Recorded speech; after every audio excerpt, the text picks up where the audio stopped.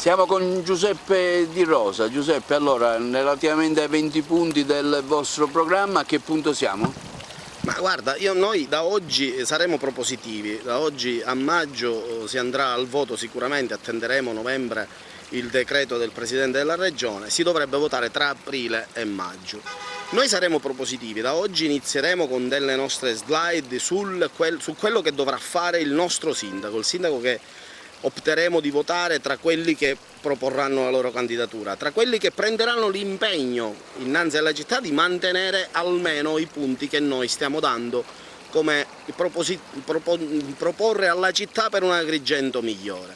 Oggi iniziamo col primo, oggi diciamo alla città che forse saremmo solo noi a dire questo, noi però vogliamo essere positivi anche nella visione positiva della città. Il lavoro per i nostri giovani, perché il Comune non deve acquisire immediatamente tutto ciò che sono i parcheggi nella valle e nella città, gestirli con una cooperativa di terzo settore e da quello portare in cassa e dare lavoro ad almeno 40 giovani.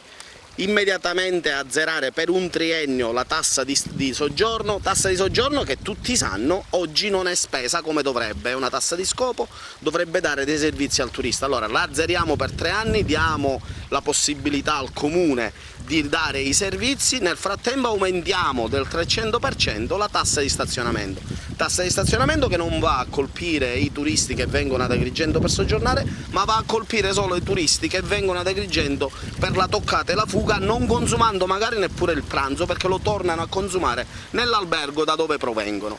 Questa è una delle cose fattibili immediatamente.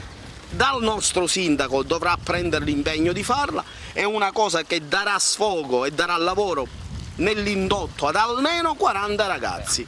Quello è ciò che vorremmo noi, un Agrigento normale e un Agrigento migliore.